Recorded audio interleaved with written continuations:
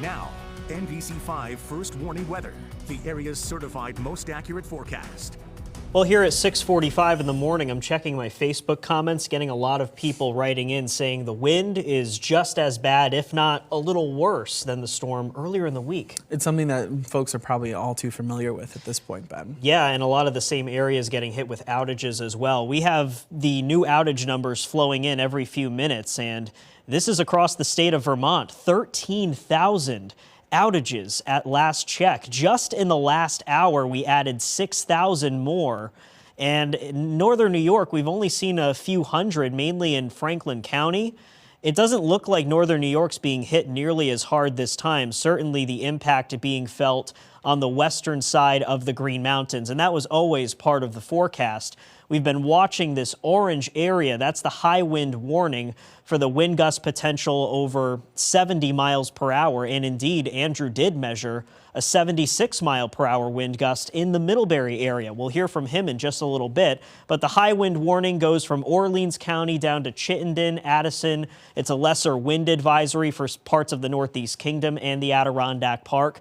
Notice that Plattsburgh is not in a wind alert at all. So if you're hearing us, explain a lot about this wind, you're wondering, well, why isn't it windy in Plattsburgh? Again, it's just all focused along the mountains, mainly the western side of the mountains, with the high wind warning for Rutland County. No wind alert for the upper valley from Lebanon down to Brattleboro, but the high wind warning extends into Bennington County this morning.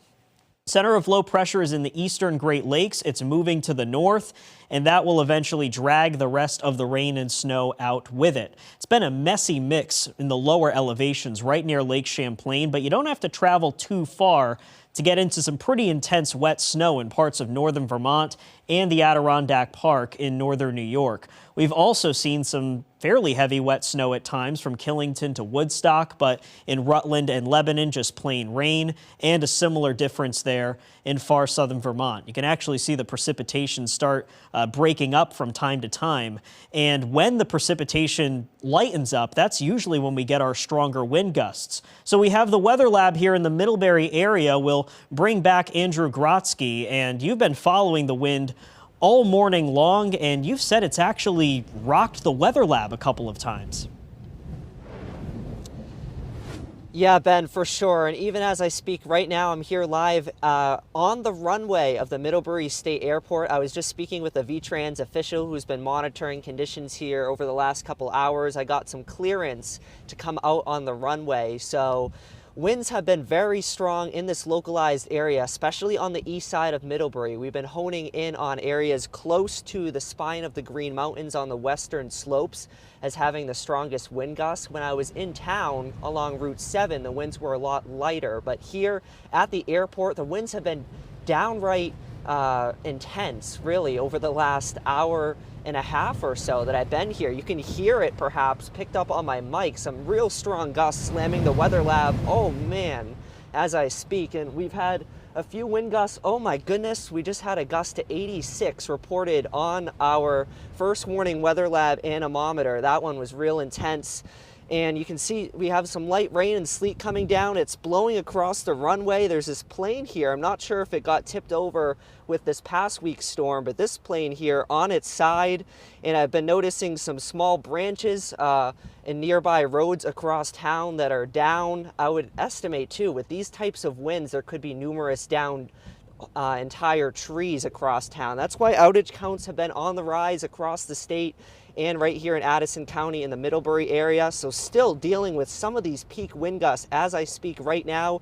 I'm here on the runway at Middlebury State Airport getting slammed by these gusts. You can see we're not far from the western slopes of the Green Mountains. That's why the winds are so enhanced here on the east side of town. But a very active scene with these intense wind gusts as I speak right now. And this is the latest from here in Middlebury. Ben, I'll send it back on into you.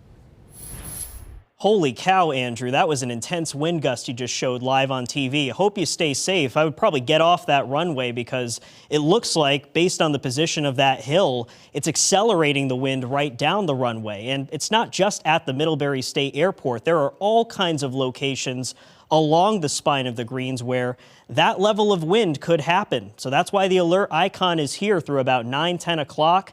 Then for the rest of the day, it'll still be breezy, but most of the showers will be moving out, along with the snow in the mountains for the most part. We'll have some scattered snow showers for the rest of the afternoon and evening, but for tomorrow in northern New York, you see some lake effect snow bands setting up.